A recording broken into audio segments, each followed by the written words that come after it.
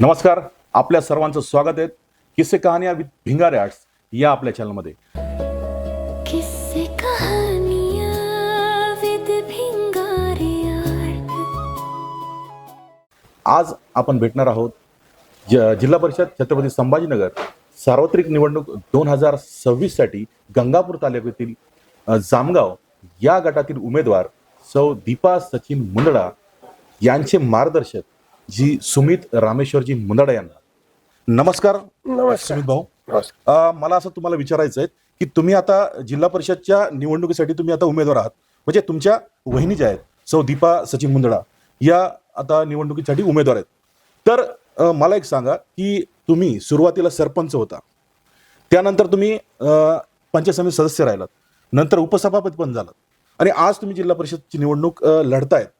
तर मला एक सांगा की तुमच्या कार्यकाळामध्ये तुम्ही कुठले कुठले विकास कामं केली आणि आता कुठल्या मुद्दे घेऊन तुम्ही जनतेच्या समोर जात आहेत, काय सांगाल? सर्व प्रेक्षकांना पहिले तर माझा नमस्कार.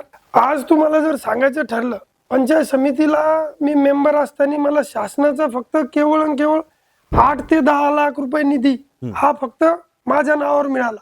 अच्छा. शासनाचा 15 युक्त आयोग ज्याला पंचायत समिती फंड म्हणतात तो आम्हाला मिळाला. त्या फंड मिळाल्यानंतर मी जसे तुम्ही प्रामुख्याने काम सांगितलं, हां. मी प्रत्येक जिल्हा परिषद शाळा असेल तिथं वॉटर फिल्टर देण्याचं काम मी केलं. अच्छा. गाव अंतर्गतले जे रोड असतील त्याला मी प्युअर ब्लॉक बसवण्याचं काम, सिमेंट रोड करण्याचं काम हे प्रत्यक्ष मी गावात केलं. अच्छा. नंबर 2 तर नंबर 3 त्याच्यानंतर म्हणजे जे लोकांचे शेत लोक रस्ते, जसं आपण शासनाकडे एखादा पाठपुरावा केला का शासनाकडून उत्तर येते घ्या रस्त्याला क्रमांक नाही, बरोबर. पण शेतकऱ्यांचा गावकऱ्यांचा तो मुख्य रस्ता असतो, बरोबर. त्या रस्त्याला मुरुम टाकून देणे, मजबूती करून देणे हा माझं मुख्य काम मी माझ्या त्या 4-5 वर्षाच्या कार्यकाळात केलं. अजून एक जर ठाम विषय म्हणायला गेला तर आम्ही मेंबर असताना तालुक्यामध्ये ऐन 2-3 वर्ष सतत दुष्काळ पडला. दुष्काळ इतका भयानक होता का कोणाच्या विहिरीला बोराला पाणी राहिलं नव्हतं, बोरवेलला पाणी राहिलं नव्हतं. पण बाबा कन्हैयालालजी माझे जे आजोबा आहे त्यांच्या म्हणजे त्यांची एक संकल्पना होती. आम्ही एक आमच्या शेतातली विहीर होती, मी माझी जमीन त्यावेळेस ती पडताला ठेवून गंगापूर तालुक्यासाठी ते पाणी मी ओपन केलं. अच्छा. त्यावेळेस मोफत तुम्ही पाणी दिलं? ती मोफत पाणी असं होतं माझ्याकडे डेली 76 टँकर 24,000 लिटरचे लाखो लिटर पाणी मी मोफत देण्याचं काम, हे मी सगळ्यात मोठं जे काम आहे मी ते केलं. मी जर ठरवलं असतं मला जर पैसे कमवायचे तर मी वार्षिक म्हणजे एका वर्षाच्या दुष्काळ पिरियड मध्ये 1-1.5 करोड रुपयाचा नियमित मला त्याचा लाभ मिळाला असता. अच्छा. पण जुने लोक म्हणायचे बघा का पाणीपोई कशासाठी लावतात, का एखादा त्रस्त येईल थकेल तो पाणी पिईल त्याचा आपल्याला आशीर्वाद लागेल. ती संकल्पना माझ्या डोक्यात माझ्या आजोबामुळे आमच्या परिवारात होती. बरोबर. कुठलाही एकही रुपये न घेता 24 गावांना ते गावकऱ्यांना आणि जे मुख्य जनावर असतात त्यांना ते पाणी देण्याचं काम हे माझ्या हातून घडलं. ते 1 वर्ष नाही, मी 3 वर्ष दिलं.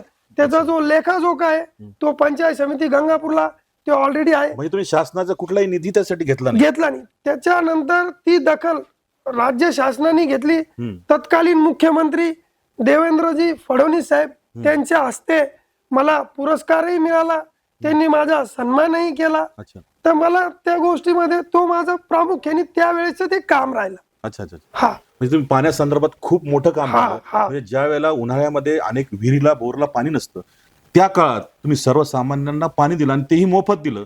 बरं, असंही नाही की शासन सुद्धा तुम्हाला पैसे देऊ करत होतं, पण तुम्ही ते स्वीकारलं नाही, कारण एक पाणी देणं हा सर्वसामान्याचं एक पुण्याचं काम म्हणून तुम्ही ते केलेलं आहे. नक्कीच सुमित भाऊ, खूप चांगलं काम तुम्ही त्या ठिकाणी केलं, पुण्याचं काम केलं. तुम्हाला अनेक पक्षाकडनं उमेदवारी मिळते असं आम्ही ऐकलंय, अनेक पक्ष तुम्हाला उमेदवारी देऊ करतायत, परंतु तुम्ही कोणाचीही उमेदवारी स्वीकारलेली नाही आणि अपक्ष तुम्ही उमेदवारी भरतायत, यामागचं कारण काय?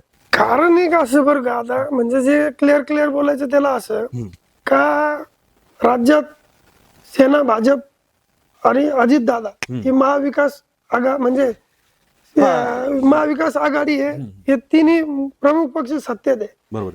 जामगाव सर्कलला जर विचार केला तर रनिंग जो मेंबर आहे ते शिंदे सेनेचे आहे. बरोबर. तर त्यावेळेस आमदार साहेबांना किंवा पक्षश्रेष्ठीला हम्म. का काहीतरी अडी अडचण असू शकते, तर त्यावेळेस त्यांनी मला सरळ शब्दात सांगितलं होतं का ती उमेदवारी तुला देता येणार नाही. पण माझ्या मनात आणि माझ्या मित्रामध्ये सगळ्यांची इच्छा होती मी लढलं पाहिजे, अच्छा. असं सगळ्यांचा विचार होता. मग मी त्या बेसवर हम्म. मी एक संवाद दौरा हम्म. या निमित्ताने काढला. हम्म. प्रत्येक सर्कलचे जे गाव आहे प्रत्येक गावामध्ये गेलो, अच्छा. फक्त विचार विनिमय केला. हम्म. का बाई काय काय वाटतं, लोकांना काय वाटतं, माझ्या मित्रांना काय वाटतं, गावकऱ्यांना काय वाटतं, तांड्यावर लोक राहणाऱ्या वस्तीच्या लोकांना काय वाटतं, सुमित मुंदडेंनी काय केलं पाहिजे, लढलं पाहिजे नाही लढलं पाहिजे का पक्षाकडून लढलं पाहिजे, असे अनेक प्रश्न होते. अच्छा. मी त्यावेळेस गावात गेलो. गावात गेल्यावर मला कळलं आणि मी ठामपणे स्पष्ट सांगितलं का भाई तिथे युती होणार आहे, युती जर झाली तर आपल्याला उमेदवारी मिळणार नाही, तर मग मी काय करू. बरोबर. सरळ सरळ माझ्या समोर लोकांचे म्हणजे हे येत गेले, म्हणजे त्यांचे जे काय म्हणतात त्याला, लोकांचं म्हणणं हा. आलं का तुम्ही अपक्ष म्हणून निवडणूक लढली पाहिजे. बरोबर आहे. आणि त्या हिशोबाने मी अपक्ष म्हणून निवडणूक लढवण्याचं ठरवलं पहिल्या दौऱ्याच्या दरम्यान. बरोबर. त्याच्यानंतर मग मी पहिला दौरा ज्यावेळेस सक्सेस झाला, त्याच्यानंतर मी पहिला दौरा असा काढला होता, फक्त गावात जायचं, गावातले जे कार्यकर्ते असतील, मेन मित्र मेन असतील. लोक असतील, मुख्य त्यांच्या सोबत बसायचं आणि चर्चा केली. बरोबर. त्याच्यानंतर मग मी ठरवलं, पहिल्या दौऱ्यात आपल्याला चांगला प्रतिसाद मिळाला आणि त्या दिवशी ठरवून घेतलं होतं का आपण ही निवडणूक अपक्ष लढली पाहिजे. मग वापस मला संकल्पना आली आपलं डिसिजन चुकणार तर नाही. हम्म. मग मी वापस दुसरा दौरा काढला. अच्छा. प्रत्येक मतदाराशी संवाद. हम्म. मी जे आपले पूर्ण गाव आहे त्या गावाच्या प्रत्येक उमरठ्यावर गेलो, प्रत्येक घराशी 2-2 मिनिटं बसून चर्चा केली अच्छा. का माझ्या समोर अशी पेच निर्माण झालेली आहे, मी काय करू. काय करू. पण त्यावेळेस लोकांनी मला चांगला प्रतिसाद दिला. त्यावेळेस त्यांनी मला स्पष्ट शब्दात सांगितलं तुम्ही ही निवडणूक अपक्ष म्हणून लढली पाहिजे. त्याच्यानंतर माझं आता तुम्ही लेटेस्ट बघत असाल, हो. त्याच्यानंतर मी 2 दौरे कंप्लीट झाले. 2 दौरे कंप्लीट झाल्यानंतर मग माझ्या मित्रांनी शनिवारी असंच बसलो होतो आम्ही, त्यांनी ठरवलं का आपण फीडबॅक घेतला पाहिजे का भाई काय परिस्थिती आहे काय नाही. जनतेकडनं आपल्याला आलं पाहिजे. हा. बरोबर. तर मग आम्ही बसल्या बसल्या सगळ्या मित्रांना 150 मित्रांना फोन केला का आपण रविवारी एक छोटासा कार्यक्रम ठेवू, तुम्ही आवर्जून या आणि आपले कोणी मित्र असेल त्यांना घेऊन या. बरोबर. सर मी मागच्या 2 हप्ते पहिले रविवारच्या दिवशी माहेश्वरी मंगल कार्यालयामध्ये अचानक प्रोग्राम लावला. अच्छा. प्रोग्राम लावला साहेब, त्या प्रोग्रामाला म्हणजे माझ्या अपेक्षितच्या पेक्षाही जास्त लोक आले. अच्छा. जे लोक आले ते कधी राजकारणात नाही असे लोक तिथं आले. अच्छा. मग तुमचा मित्र परिवार समजा, हो. आणि जे काही तुम्हाला लाईक करणारे लोक आहेत ते त्या ठिकाणी हा पोहोचले. हा. मग त्यांच्याशी आम्ही सविस्तरपणे चर्चा केली. हम्म. आमचा तो मेळावा 1 तासाचा प्रोग्राम होता. नक्की त्याला 2, 2.5, 3 तास लागले. अच्छा. तरी त्यानंतर चर्चा झाल्यानंतर मी त्या सर्व मित्र परिवारांना स्पष्ट विचारलं का आज 2 दौरे कंप्लीट झाल्यानंतर आपल्याला असं काही वाटतं, आणि माझी समजा काही माझे मित्र होते ते चर्चा करायचे नाही ते भाजपमध्ये येईल, काही विरोधक होते ते असं म्हणत नाही ते राष्ट्रवादीतच जाणार आहे, काही म्हणायचे बघा आम्ही त्यांना निवडणूकच लढून देणार नाही, असे लोकांच्या मनात काही असं शंका वगैरे चालू होत्या. बरोबर. मग मी त्या दिवशी स्पष्टपणे विचार, मी first priority Bharatiya Janata Paksha, second number 2 Rashtravadi Congress Party आणि नंबर 3 अपक्ष म्हणून. तर त्यावेळेस जो जमा होता त्यांनी एका आवाजाने एका दिलाने सांगितलं का तुम्ही अपक्ष म्हणून निवडणूक लढली पाहिजे. बरोबर आहे. मग त्या हिशोबाने मी त्या दिवशी अपक्ष म्हणून डिक्लेअर फायनल केलं. त्याच्यानंतर तिथे एक मुद्दा आला, थोडा टाइम जास्त का घेतो काही तालुक्याला किंवा सर्कलच्या लोकांना या सगळ्या गोष्टी कळायला पाहिजे, आणि आज तुमच्या युट्यूब चॅनल मधून त्या गोष्टी माझ्या मनात काय आहे ते सगळ्या लोकांना कळून जाईल. मग मी 3रा दौरा सुरुवात केली. मग लगभग आता 2-3च गाव बाकी माझे, म्हणजे मी 3रा दौरा ही जोरो सोरो ना चालू झाला, सुरुवात झाली. त्याला म्हणजे तुम्हाला खोटं नाही सांगत, ही जी निवडणूक आहे ही निवडणूक सर्वसामान्य शेतकरी वर्गातील जो कुटुंब आहे, जे युवा मित्र आहे, ह्या मित्रांनी ती निवडणूक आता सर्व मतदारांनी हातात घेतली. भाऊ मी तुम्हाला खोटं नाही सांगत, आजपर्यंत जर अशा मिरवणुका बैठका फेऱ्या काढायचं ठरलं ना, मला काही टीका टिप्पणी नाही करायची, पण याला पैसे लागतात. पैसे लागतात म्हणजे नुसतं आपलं नाही म्हणत, पण ओव्हरऑल हा. राजकारणाची अशी परिस्थिती. अशी परिस्थिती. बरोबर. मी ठामपणे सांगू शकतो आणि माझ्यावर आणि आमच्या कुटुंबावर विश्वास करणारे लोक आणि माझ्या मित्राचे तुमच्या माध्यमातून मी आभार मानतो का मी आजपर्यंत 500 रुपये सुद्धा खर्चलेले नाही. अरे बा. ही फार मोठी गोष्ट आहे. बरोबर. का मी इतकं ठामपणे 500 रुपये का सांगतो? माझी गाडी आहे, माझ्या गाडी सुद्धा मी फिरत नाही. माझे मित्र ते मला घेऊन फिरतात. अच्छा. अशी ही रिअल रिअल रिअल फॅक्ट परिस्थिती. बरोबर आहे. आणि तिसरा दौरा मी लगभग या 4-8 दिवसात माझा तो कम्प्लीट होईल. या हिशोबानं मग ते अपक्ष निवडणूक आपण अच्छा, म्हणजे तुम्ही आता सांगितलं की युती धर्मामुळे तुम्हाला उमेदवारी मिळण्यासाठी अडचण निर्माण झाली, आणि परंतु सर्वसामान्य जे गावकरी आहेत किंवा गटातील जे लोक आहेत यांच्याशी तुम्ही चर्चा केली, गावोगावी जाऊन दौरे काढले आणि लोकांशी चर्चा केली की तुमचं म्हणणं काय आहे. तर लोकांनी उत्स्फूर्तपणे सांगितलं की तुम्ही निवडणूक लढलीच पाहिजे आणि तीही अपक्ष लढली पाहिजे. म्हणजे थोडक्यात लोकांकडनं आलेला हा निर्णय, हा काही तुमचा वैयक्तिक निर्णय नाही. बरोबर. लोक जर म्हणले असते की तुम्ही इलेक्शन लढू नका, तर तुम्ही ती इलेक्शन सुद्धा लढलं नसतं. ही हकीकत, हे 100% हे खरं 100% खरं आहे. आणि तुमच्या या बोलण्यातून असं कळतंय की सर्वसामान्यांनी निवडणूक खरोखर हातात घेतली आहे. सुमित भाऊ, मला दुसरा प्रश्न तुम्हाला असा विचारायचा आहे की मागच्या वेळेला तुम्ही उपसभापती म्हणून म्हणजे भाजपकडनं तुम्ही उपसभापती होतात, भाजप या पक्षात तुम्ही होतात.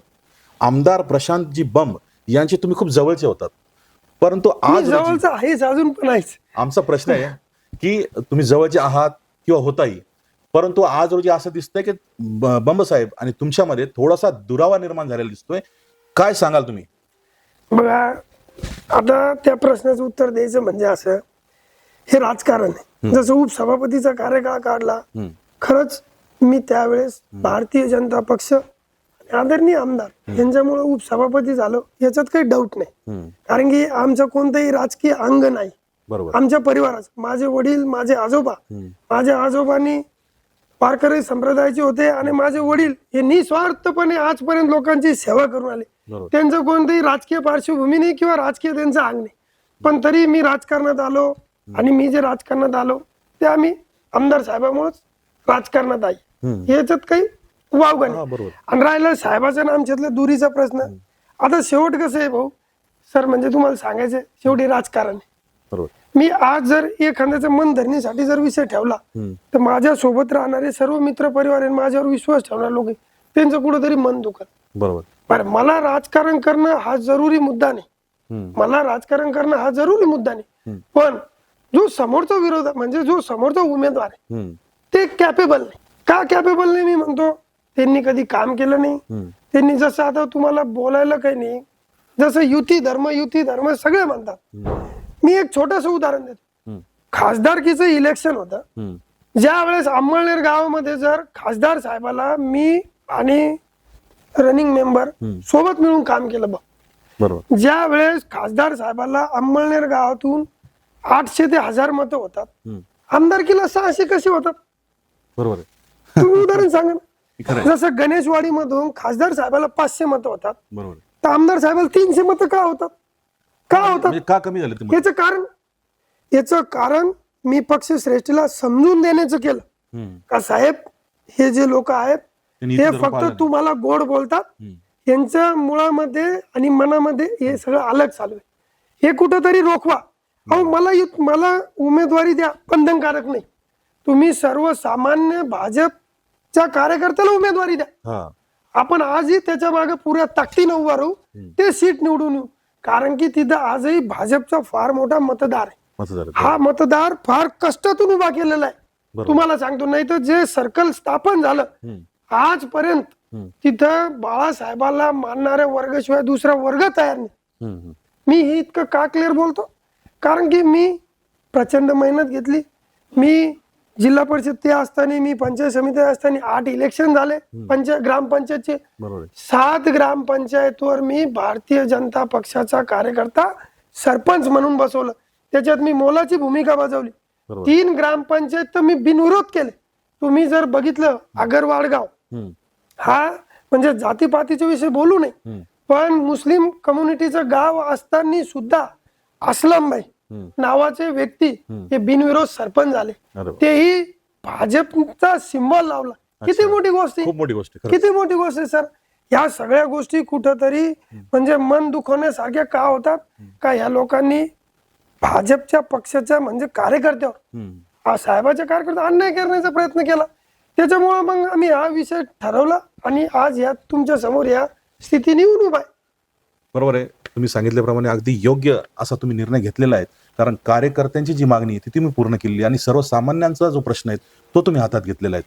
मला तुम्हाला आता असा प्रश्न विचारायचा आहे की तुम्ही जे म्हणतायत की आम्ही विकास करणार निवडून आल्यानंतर सर्वसामान्य लोकांचा आणि गावांचा आम्ही विकास करणार आहे, तर विकास म्हणजे नेमकं तुम्ही काय करणार आहात, काय सांगाल तुम्ही? सर जसं उदाहरण सांगतो तुम्हाला, विकास म्हणजे काय, उदाहरणार्थ आरोग्य व्यवस्था आहे, बरोबर. बरोबर.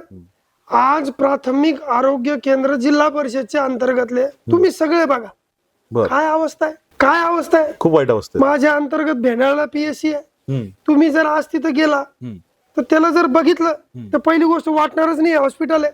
अच्छा नंबर 2, तिथं रात्रीच्या टायमाला कोणी अवेलेबल नसतं. अच्छा तिथं जी व्यवस्था मिळाली पाहिजे ती व्यवस्था मिळत नाही. तिथं आशाताई त्याच्यात ताई राहतात, त्यांना बसण्याची कोणती व्यवस्था नाही. म्हणजे मी काय म्हणतो, याचे अध्यक्ष हे जिल्हा परिषद मेंबर मेंबर असतात. जसे लखमापूरला पीएससी आहे, जसे बगडीला पीएससी आहे, जसे सब पीएससी कायगावला आहे. ही जी आरोग्याची व्यवस्था आहे ही पूर्ण ढासळलेली. अच्छा, ज्या वेळेस ग्रामीण भागातल्या लोकांना त्याच ठिकाणी म्हणजे उपचार मिळेल तर खरी ही विकास म्हटलं येईल. तो काम मी करल. नंबर 2, शिक्षण विभाग. आज तुम्ही बघितलं जिल्हा परिषद शाळा बंद होण्याच्या कगारावर येत आहे. त्याचं कारण असं का ज्या बांधकाम विभागातनं काम या लोकांना मंजूर होतात, स्वतः मेंबरच ते काम करतात. मी नाव घेऊन सांगतो, जसं जुनं कायगाव आहे तिथं जी शाळा, जुन्या कायगावला टोंग वस्ती म्हणून तुम्ही तिथं जा, ती शाळा बघा. ती शाळेची अशी दूर अवस्था आहे, कधी पत्रे अंगावर पडल आणि कधी भीत खाली पडल याचं सांगता येणार नाही. म्हणजे मुलांच्या जीवाला धोका आहे. मग तर धोका आहे. त्याच्यानंतर जुन्या कायगावला अंगणवाडी सांगतो, अंगणवाडी आत्ता बांधलेली अंगणवाडी, त्या अंगणवाडीचे बीम वरती फरच्या 1 फुटाने खाली गेल्या. काय म्हणतो मी, खाली गेल्या फरच्या 1 फुटाने खाली गेला. ती जी ताई आहे ती आज उघड्यावर अंगणवाडी भरवते. ही हकीकत आहे. याला म्हणता येईल काय, म्हणजे हा विकास आहे का? ह्या गोष्टी सुधारण्याकरता मी स्वतः म्हणजे आता तुम्हाला सांगतो अजून एक विषय, तिसरा विषय सांगतो. समजा शिक्षणाचा विषय घेतला, आरोग्याचा विषय घेतला, शिक्षकांचा विषय जर सांगितला, सर तुम्हाला सांगतो, जर शिक्षकाला आपण सपोर्टिव्ह केला, सपोर्ट जर दिला तर ते आदर्श शाळा घडू शकतात. हे मी दाव्याने सांगतो. बरोबर. का सांगतो, अंमळनेर वस्ती शाळा आहे, तुम्ही आज बघा, म्हणजे आमच्याकडं 8वी पर्यंत मुलं आहे. तिथं इतकी पट संख्या आहे का आम्हाला सांगावं लागतात का आता ऍडमिशन फुल झाले. त्याच्यानंतर पुरी शाळा बघा तुम्ही, पुरीला हीच परिस्थिती आहे. गणेशवाडी शाळा बघा, हीच परिस्थिती आहे. तुम्हाला सांगतो कायगावची शाळा बघा, हीच परिस्थिती आहे. काय राहतं, ह्या लोकांना, शिक्षक लोकांना जर लोकप्रतिनिधीने, म्हणजे मी माझं बोलतो बरं का, जिल्हा परिषद लेवलचं बोलतो मी, बाकीचं नाही बोलत. तिथं जर ग्रामपंचायत लेवलने आपण जर मिळून त्यांना सपोर्ट केला, ते शिक्षक विद्यार्थी घडू शकतात. हे माझ्या समोरचं जिवंत उदाहरण आहे. 100%. त्याच्यानंतर तिसरा मुद्दा पिण्याच्या पाण्याचा. जर तुम्ही म्हणता ना विकास, सर आपण जर ग्रामपंचायतच्या नळ व्यवस्थेमधून पिण्याचं पाणी जर त्या गावाला देऊ शकलो तर याला विकास म्हणता येईल. बरोबर आहे. जसं मी तुम्हाला सांगतो, प्रत्येक ग्रामपंचायतला एक्सप्रेस फिटर ही लाईट उपलब्ध करून 24 घंटे नळाला पाणी देऊ शकते. मी केलेलं आहे. तुमच्या याच्यात तुम्ही केलेलं मी केलेलं आहे. अंमळनेर, लखमापूर, कायगाव, गणेशवाडी या ग्रामपंचायतला एक्सप्रेस फिटर डीपी सँक्शन करून आजही त्या नळाला 24 घंटे पाणी देऊ शकतो. 100% करणं काही लय हार्ड नाही. फक्त त्याला काम करण्यासाठी तुमची इच्छाशक्ती प्रबळ पाहिजे. बरोबर. लोकप्रतिनिधीची इच्छाशक्ती असेल तर कुठलंही काम तुम्हाला करता येतं. कारण तर हजारो सांगता येतात, पण कामच करायचं असेल तर कुठल्या ना कुठल्या माध्यमातून ते 100% सर. 100%. सुमितजी, मला अजून एक तुम्हाला प्रश्न विचारायचा आहे. मागील कोविड कोविड काळामध्ये खूप आरोग्याच्या समस्या निर्माण झाल्या होत्या, आपल्या सर्वांनाच माहिती ही गोष्ट. या काळामध्ये तुम्ही सर्वसामान्याच्या कामाला आले पाहिजेत, त्यांच्यासाठी काहीतरी काय करता येईल त्या गोष्टी केल्या पाहिजे. तुम्ही काय सांगाल, तुम्ही काय केलं? सर तुम्ही जो प्रश्न मांडला हम्म, अत्यंत चांगला प्रश्न आहे. तुम्हाला कारण सांगतो. कोविडचा काळ आला, फर्स्ट फेज मध्ये 100% लॉकडाऊन झाला. हा, मी तुम्हाला सांगतो सर, हम्म, कोविडचा काळ इतका भयानक होता. हम्म, एक तर त्याची दहशत इतकी होती. हम्म, त्यावेळेस गंगापूर सब सेंटर MS, मी नाव का घेतो अधिकाऱ्याचं वापस एकदा, तू म्हणता बुसरा मॅडम होत्या. हा, मी त्या रुग्ण कल्याण समितीवर पंचायत समिती मेंबर असल्यामुळे मी त्या समितीवर होतो. बरोबर.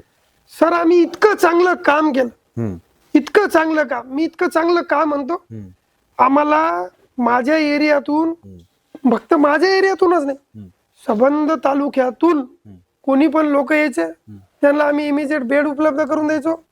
त्यावेळेस रेमडेसिवीरचे इतकं हे होतं. त्यावेळेस गंगापूर सब सेंटर हे अतिशय जोरात होत. का अतिशय जोरात होतं? अधिकारी लोक आणि ते मधली दुवा म्हणून आम्ही त्यावेळेस काम केलं. अच्छा. ते काम इतकं चांगलं केलं सर, तुम्ही आजही जा. हे जे आज माझ्या समोर लोकप्रति मधून उभा आहे ना सर, आता तुम्हाला मजाक नाही सांगा, हे कोविडच्या काळात बाहेरच आले नाही. अच्छा. यांना त्याची प्रचंड इतकी भीती होती. आता तुम्ही जर म्हणले आता तर हे म्हणजे आता तो विषय सांगायसारखा नाही. मी ध्यान करून सांगतो, पखोरा ग्रामपंचायतचं उद्घाटन होतं. त्यावेळेस मी मेंबर म्हणून तिथल्या ग्रामपंचायतनी मला बोलवलं. तर जिल्हा परिषद मेंबर चे पती, मी बाजूला बसलो, ते माझ्या बाजूला नाही बसले. त्यांनी सांगितलं त्याला खुर्ची दुसरी द्या. का? दवाखान्यामध्ये तुम्ही असता, सर्वसामान्यांच्या याच्यात असता, तुम्ही कामात असता. म्हणून मला त्यांनी हे केलं.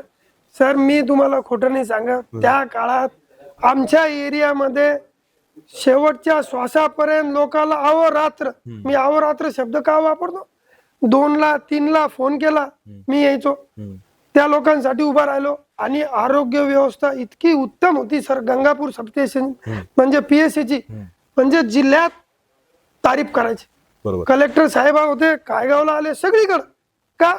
आणि तुम्हाला सांगतो, आमदार साहेबांनी बी लासू स्टेशनला बी एकदम उत्तम, गीताबनमध्ये एकदम उत्तम. म्हणजे तुम्हाला सांगतो, आमच्याकडे कव्हर नाही झालं, आम्ही तिथं पाठवायचो, तिथं कव्हर नाही झालं.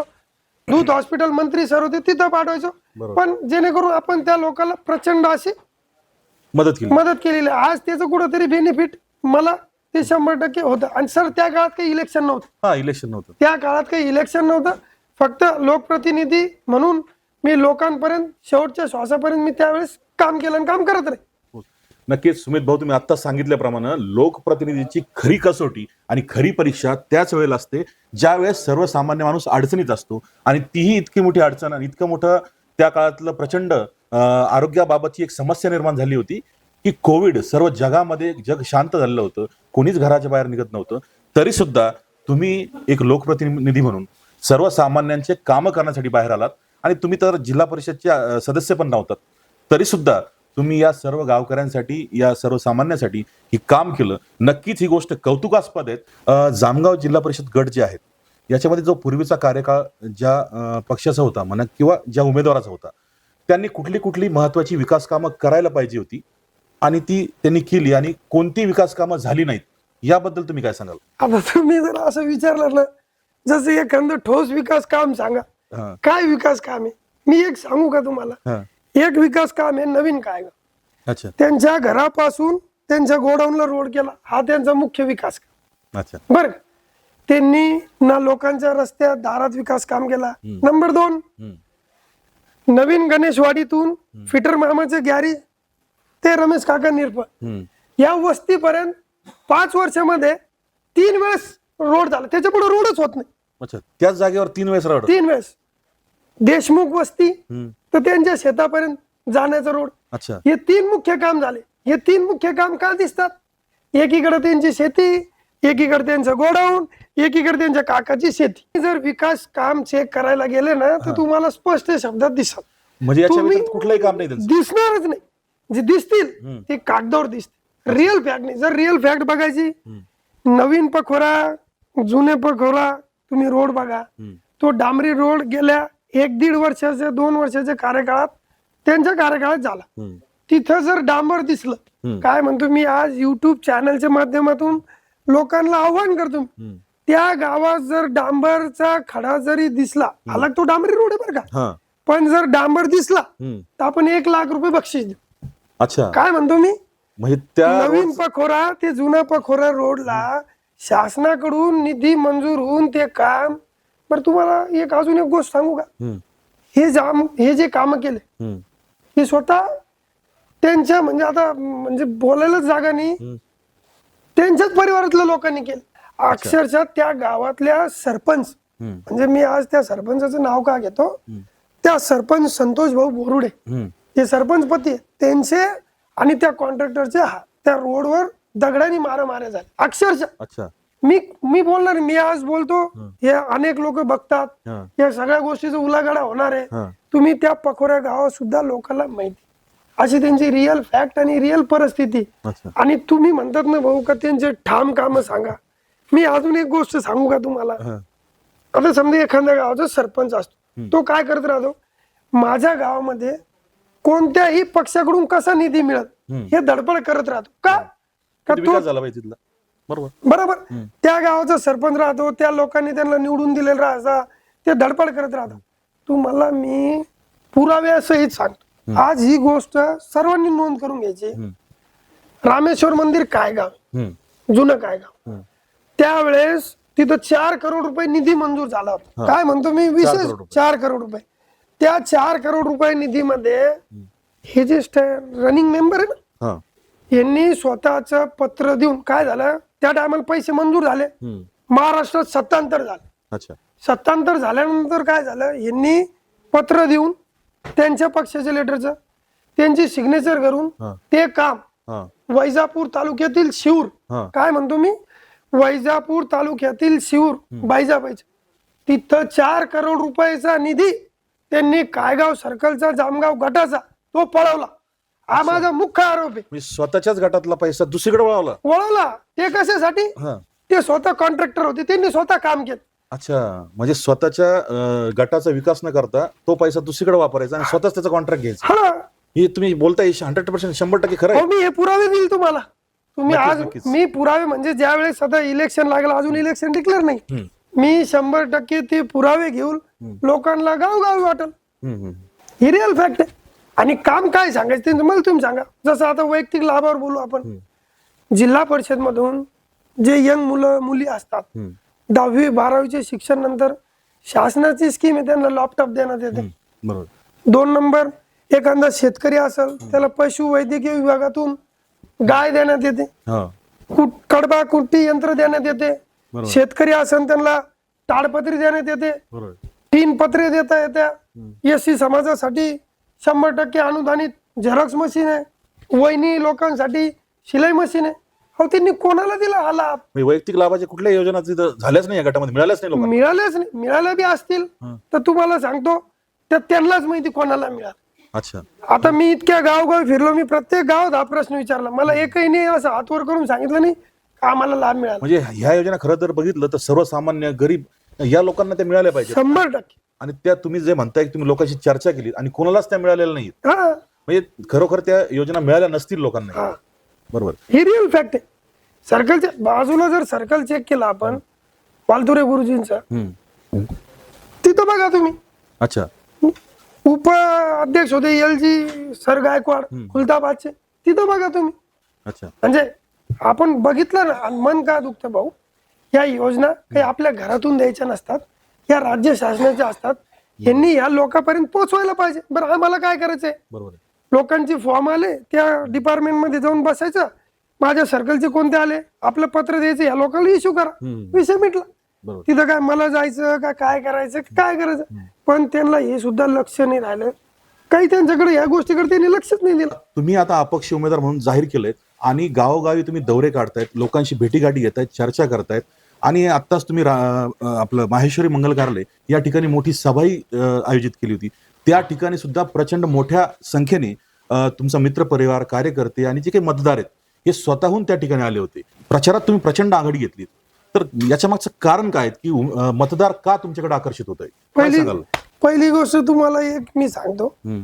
ती जी मीटिंग घेतली हा, ती आम्ही मित्रांनी घेतलेली मीटिंग. हा, आणि तुम्ही जो कार्यकर्ते शब्द वापरला, हा. मी काही लीडर नाही, माझा कोणी कार्यकर्ता नाही. अच्छा. पहिला मुद्दा तुमच्या माध्यमातून क्लिअर करतो. बरोबर. जे माझ्यावर ज्या दिवशी ते जे लोक आले आणि आज तुम्ही जे म्हणतात का तुम्ही प्रचारात आघाडी घेतली, ते आमच्या मुंदडा परिवारावर प्रेम करणारे लोक अच्छा.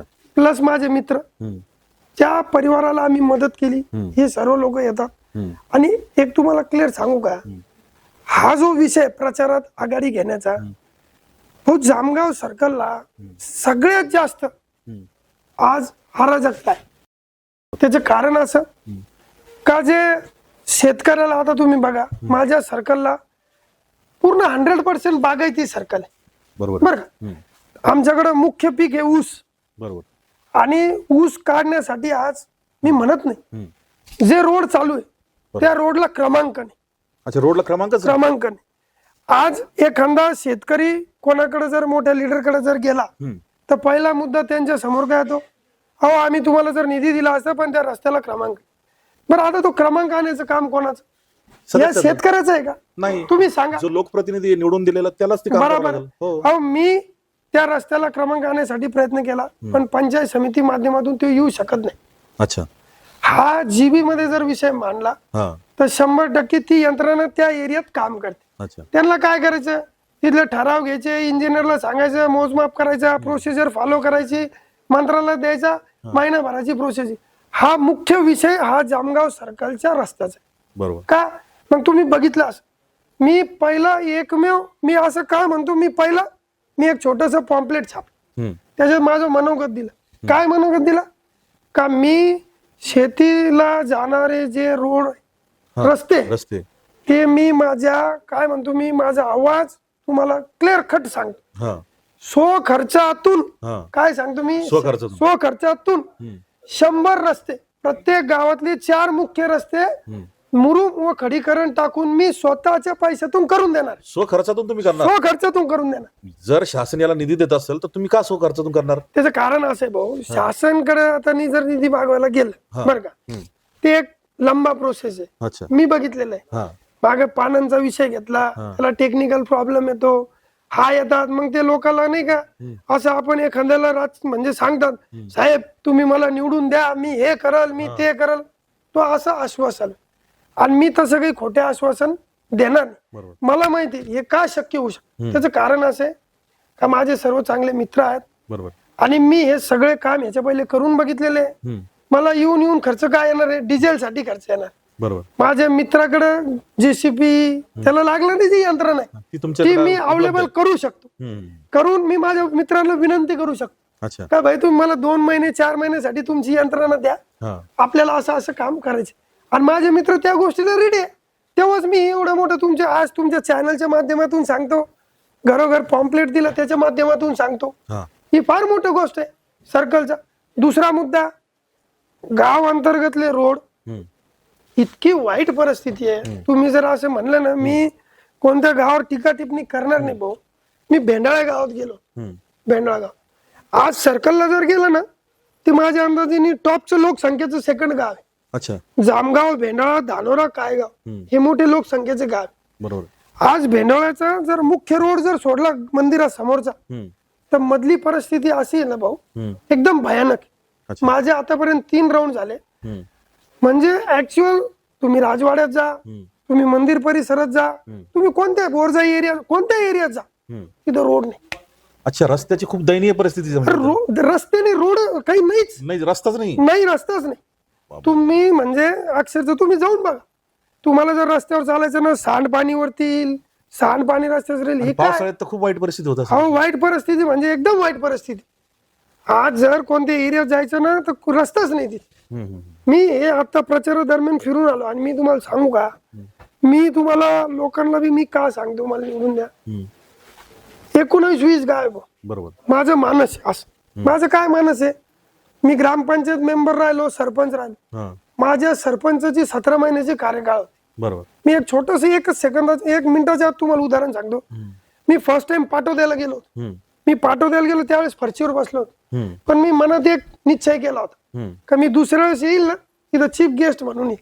अच्छा. बरं का? हम्म.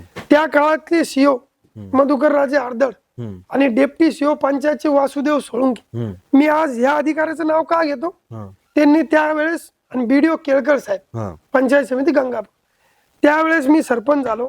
मी त्यांना माझ्या मनातली संकल्पना सांगितली की मला असंच करायचं. सर तुम्हाला मी आवर्जून सांगतो, मी इतके जास्त कामं केले त्यावेळेस माझ्या गावात, अच्छा. म्हणून मला माझ्यावर विश्वास आहे का मी हे 20 गावा 21 गावापैकी हम्म. माझ्या सर्कलचे 10 गाव मी पाटोदा सारखे बनवल, हे ठामपणे सांगतो मी तुम्हाला. अच्छा, तुमच्या सर्कलची 10-5 गाव तुम्ही ते पाठवण्यासारखे 5 करणार? नाही मग? 10 गाव. 10 गाव हा तुमचा 10 शब्द गाव आहे. शब्द आहे माझा. खूप मोठी गोष्ट. या महाराष्ट्रातले काही मोजके गाव आहेत पाठवण्यासारखे, आणि तुम्ही म्हणताय की तुमच्या गटातील तुम्ही 4-5 गावं नाही 10 गावं तुम्ही करणार आहेत. ठाम खरंच ही खूप मोठी गोष्ट होईल जर खरोखर तुम्ही ही गोष्ट करू शकला तर. करू शकलो तर आणि म्हणजे आमच्या चॅनलच्या माध्यमातून तुम्ही सर्वांना सांगताय की तुम्ही 10 गावं करणार आहेत. हा तुम्ही जर मला विचारलं ते कसे करणार त्याची सुद्धा आयडिया माझ्याकडे आहे. कारण की मी ते काम केलेले. खूप चांगलं विजन तुमचं यातून दिसतंय. लोकांसाठी झटण्याचं तुमचा जी प्रवृत्ती आहे आणि काहीतरी करायचंय सर्वसामान्यासाठी, आणि तुम्ही हेही सांगितलं की काही कामं जी होऊ शकत नाही किंवा ज्याला काही अडचण निर्माण होतील ते कामं तुम्ही स्वखर्चातून सुद्धा करणार आहेत. खरंच. तर मला भाऊ अजून एक असा प्रश्न येतोय की याच्या व्यतिरिक्त सर्वसामान्य जे व्यक्ती आहेत की जे काही आपले मतदार आहेत त्यांना पंचायत समिती असेल, जिल्हा परिषद असेल, या ठिकाणी जर त्यांची काही वैयक्तिक कामं असतील, यासाठी प्रशासकीय पातळीवर त्यांची खूप हेळसांड होते, त्यांची वेळेवर कामं होत नाही, वारंवार त्यांना चक्रा माराव्या लागतात आणि सर्वसामान्यांची चिरीमिरी मागितली जाते. त्यांना प्रशासनाकडून काही गोष्टीवर दबाव टाकला जातो, आणि या सगळ्या गोष्टी बघताना यावरती तुम्ही काय उपाय कराल आणि तुमची काय याच्याबद्दल योजना आहेत? आता मी तुम्हाला एक पहिले मी काम कसं करेल हे सांगतो आणि योजनेचा नंबर 2 सांग. हम्म. बघा मी उपसभापती असताना तुम्हाला एक छोटासा किस्सा सांग. हा. त्यावेळेस बीडीओ परदेशी साहेब होते. मी अधिकाऱ्याचं त्यांचं नाव का घेतो, कारण की काही अधिकारी चांगले असलं तर त्यांना चांगला मार्क दिलाच पाहिजे. दिलंच पाहिजे. बरोबर. त्यावेळेस आमच्याकडे 100 ते 150 विहिरी मंजूर होत्या. अच्छा. मंजूर होत्या, हम्म. पण आता कोणा ठिकाणी करायची, पण त्यावेळेस त्या विहिरीचा रेट 30,000 रुपये होता. विहिरीचा रेट म्हणजे मला नाही कळालं 30,000 कसं? म्हणजे विषय असा हा. का एखाद्या शेतकऱ्याला जर विहीर मंजूर करून घ्यायची हा. तर लोकप्रतिनिधी ती सुपारी घ्यायची. मी सुपारी हा शब्द का बोलतो, हा. हा. हा. का त्यांनी हा विचार नाही केला का आपल्याला लोकांनी निवडून दिलेले आणि आपण लोकांसाठी काम करायचे. हे संबंध तालुक्याला माहिती. अच्छा. पंचायत समितीला जर एखादी विहीर सँक्शन करायची 30,000 रुपये द्यायचे, गायगोठा सँक्शन करायचा त्याला 10,000 रुपये द्यायचे.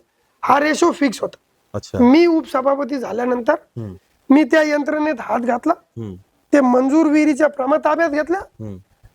आदरणीय आमदार बम साहेबाच्या हस्ते नव्या तहसीलचं उद्घाटन होतं. हम्म. तुम्ही बघा माझ्याकडे फोटो आहे, मी तर अल्बम मध्ये छापणार. हम्म. आता भविष्यात ज्यावेळेस इलेक्शन लागतील मी प्रचार यंत्रणेत जाणार त्यावेळेस ती गोष्ट लिहिणार त्याच्यात. ज्या वेळेस नवीन तहसीलचं उद्घाटन होतं मी साहेबाला रिक्वेस्ट केली, भाऊ म्हणला असे असे विहिरीन ते मंजूर करायचे. त्यांनी त्यावेळेस सुद्धा सांगितलं सुमित ते इतक्या लवकर मंजूर झाले. म्हणलं नाही भाऊ त्या ऑलरेडी मंजूर होत्या, पण काही कारणास्तव त्या थांबून ठेवल्या हम्म. जाणीवपूर्वक थांबवलं. आणि ह्या थांबून ठेवल्या या त्यावेळेच्या अधिकाऱ्यांनी नव्हे बरं का, लोकप्रती. ज्या लोकांनी आपल्याला निवडून दिलं त्याच लोकांच्या माध्यमातून भ्रष्टाचार करायचं 100% शोकांतिक आहेत. 100%. मग मी काय केलं त्याच्यात, त्या प्रमा घेतल्या, त्या रजिस्टरवर नोंद राहतात, त्यांच्याकडे मोबाईल नंबर राहतात. हा. मी शेतकऱ्याला कॉन्टॅक्ट केले अच्छा. आणि त्यांना सांगितलं तुम्ही उद्या तहसीलला तुमच्या प्रमा वाटू. मी साहेबाच्या हस्ते त्या प्रमा वाटप केलं. 8 महिन्याच्या कारकिर्दीत मी सकाळी 10ला चेंबरला जाऊन बसायचो, 4-5 वाजेपर्यंत. काय म्हणतो मी, सकाळी 10 ते 5 माझ्या चेंबरला बसून राहायचो. मी फार मोठं गर्वाने बोलत नाही, पण मी माझ्या चेंबरला जितके लाभार्थी शेतकरी गावातले लोक यायचे त्यांना बसून त्यांचं सगळ्यांचं काम आणि त्यांना समाधान करण्याचं काम मी हा बोलतो. का बोलतो का मी केलं. आणि राहिला नंबरचा दुसरा 2चा प्रश्न, तुम्ही निवडून आल्यानंतर काय योजना करता. मी तुम्हाला त्याचं एक सांगतो. मी डिपार्टमेंट वाईज माझे मित्र लावल. अच्छा. Department wise. मग मी पहिली गोष्ट माझं एक ऑफिस तयार करणार. अच्छा. ऑफिस झाल्यानंतर जसं एमआरजे सेक्शन असेल, पंचायत समितीच काम असेल तिथं माझा एक मित्र असेल, तहसील डिपार्टमेंट असेल तिथे एक माझा मित्र असेल, जसं पोलीस स्टेशनचं काम आहे ते स्वतः मी हँडल करत, तुम्ही करणार. हा. कारण की काय मित्राला तिथं हा, जमणार नाही, जमणार नाही. म्हणून मी किंवा माझे पप्पा हँडल करतील. अच्छा. बँकिंग जर काही काम असेल माझे बंधू आहे, हा हा आम्ही ते सचिन भैया आहे, हा हा हे बघतील. इतर जे काही काम असेल ते माझ्या डोक्यामध्ये सगळ्या संकल्पना आहे, अच्छा. मी तुम्हाला सांगतो. आणि त्या संकल्पनेतूनच मी आज इतका मोठा पाऊल आणि लोकांच्या समोर येतो. याच्यातून अजून एक सांगतो का लोकांवर, आमच्यावर लोकांचा प्रचंड विश्वास आहे. नक्कीच.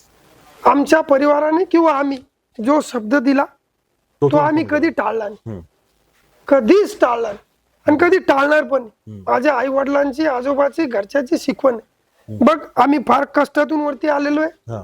त्यांनी जे, माझ्या वडिलांनी जे नाव कमवलं, आज माझे बाबा असतील, सगळ्यांनी जे नाव कमवलं ते फार शून्यातून मोठं नाव कमवलं. बरोबर. मला घरात तीच शिकवण राहते, बाबा रे आपल्याला हे काही जे आरामाच्या गोष्टी असतात त्या करायच्या नाही, त्या तुझ्या डोक्यात सुद्धा आल्या नाही पाहिजे. गोरगरीब लोकांचे काम झाले पाहिजे. अहो, मला आज सांगायला दुःख वाटतं, माझ्या आजी नाही राहिल्या. जर आमच्या घरी एखादा शेतकरी किंवा एखादा माणूस 2-3 वेळेस जर आला तर माझी मला आजी येऊन विचारायची त्यांचं काय काम. अच्छा. ते 3 दिवसापासून येतात, तू त्यांचे काम का करत नाही. म्हणजे बरोबर आहे. घरातूनच ही अशी शिकवण. घरातूनच ही शिकवण आहे, घरातूनच हे तुमच्यावर संस्कार झालेले आहेत हा. की सर्वसामान्यांचं काम केलं पाहिजे. 2-3 वेळेस जर ते चक्रा मारतात त्यांचं काम का होत नाही, हेच तुमच्या वडिलांनी, आजोबांनी, आजींनी या गोष्टी शिकवून तुम्हाला दिली. खरं. नक्कीच. आणि तोच वसा घेऊन तुम्ही आज रोजी सर्वसामान्यांची सेवा करतायत. बरोबर. नक्कीच सुमित भाऊ, तुम्ही खूप समाजवादी काम करतायत, समाजाच्या उपयोगाचं काम करताय. तुम्ही ज्या योजना सांगितल्या की तुमच्याच मित्रपरिवारामध्ये तुम्ही ते कामाचं वाटप करणार, जेणेकरून ते काम थांबणार नाही, की एकच व्यक्ती इतकं सगळं काम करू शकत नाही, बरोबर. तर ते विभागून तुम्ही मित्रपरिवाराला देणार आणि लोकांची कामं झाली पाहिजे, हाच यामागचा तुमचा उद्देश दिसतो. 100%. नक्कीच सुमित भाऊ, अजून एक महत्वाचा प्रश्न मला असा वाटतो की आपला जे जिल्हा परिषद गट आहे जामगावचा, याच्यामध्ये सर्वात एक चांगलं देवस्थान आहे. बरेचसे भाविक त्या ठिकाणी येत असतात, रामेश्वर संस्थान म्हणून. तर या ठिकाणी म्हणावा तसा विकास आजपर्यंत झालेला नाही. अनेक लोकांना उत्सुकता आहे की त्या ठिकाणी काहीतरी नवीन नवीन योजना झाल्या पाहिजेत. आणि मी तुमच्याकडनं जाणून घेतलं की तुमच्याकडे तुम्ही म्हटलात की माझ्याकडे याची एक ब्लू प्रिंट आहे. काय ती ब्लू प्रिंट आहे आणि तुम्ही त्याच्यावरती काय उपाययोजना करणार आहेत? सर बघा, तुम्हाला मी आज सांगतो, त्यांना त्या रामेश्वर संस्थानला बर दर्जा मिळायचा म्हणून आदरणीय आमदार बम साहेबांनी प्रयत्न केले आणि तो आणला.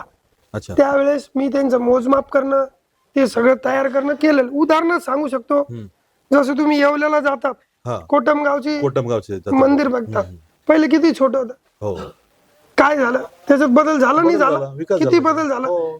त्याच धर्तीवर मी ती ब्ल्यू प्रिंट तयार केली. ती प्रिंट तयार झाल्यानंतर त्याच्यावर काम असं केलं का इकडच्या बाजूला जी ओपन पेस जी 10 सभा मंडप आहे, तिथं भक्त निवास राहतील. त्या मंदिरासमोर जे हॉटेल आहे, त्या हॉटेल त्याच्या बाजूला 1 एकर जागा आहे. ती आता आमचे अध्यक्ष मित्र बिरोटेंनी ती पूर्ण हवार केली, ते तिकडे जाईल. जो मुख्य हायवेवरून जे कमान आहे, जशी तुम्ही देवगडला कमान बघितली, बरोबर, त्या हिशोबाने ती कमाल राहील. 100 फुटाचा रोड राहील, रस्ते, लाईट म्हणजे तिथं राहील. त्याच्यानंतर मंदिर परिसरात जो घाट आहे, त्या घाटच्या बाजूला अजून 2-3 घाट बनतील. घाट बनल्यानंतर तिथं बोटिंग येईल. तुम्ही बघितलं असेल, ते जे एरिया आहे ते ऐतिहासिक एकदम आहे. इकडे मुक्तेश्वर आहे, इकडे सिद्धेश्वर आहे, घोटेश्वर आहे, फार ऐतिहासिक. तिथं जर गेलं मनाला शांती मिळते, सुख मिळतं. पर्यटनाचाही चांगला वाव आहे, पर्यटनाचा विकास होऊ शकतो. तर त्याबद्दल काहीतरी केलं गेलं पाहिजे. त्याच्यासाठी धडपड आहेच, पण ती जी गोष्ट आहे ना, आज काय आहे, ह्या गोष्टी कुठेतरी कमी पडतात. कमी पडायचं कारण काय, तितकं राजकीय बळ पाहिजे, लोकप्रतिनिधीची तेवढी इच्छाशक्ती पाहिजे. इच्छाशक्ती कमी पडते. आणि तुमच्यासारखे तरुण तडफदार जे उमेदवार आहेत त्यांच्यामध्ये दिसते ती इच्छाशक्ती की मला काहीतरी बदलायचंय, मला काहीतरी चांगलं करायचंय. माध्यमातून तुम्ही सर्वसामान्यांना, आपल्या गटातील लोकांना काय संदेश द्याल? सर बघा, तुमच्या चॅनलच्या माध्यमातून जामगाव सर्कलच्या प्रत्येक मतदाराला एक विनंती आहे का आजपर्यंत तुम्ही भरपूर लोकांना मत दिले, भरपूर लोकांना तुम्ही निवडून दिलं. मी हात जोडून तुम्हाला विनंती करतो का यावेळेस तुम्ही मला एक संधी द्या. त्या संधीचं मी जर सोनं नाही केलं तर मी तुम्हाला सांगतो, मी पुढच्या भविष्यात येणाऱ्या राजकारणात कधी तुमच्या समोर येणार नाही.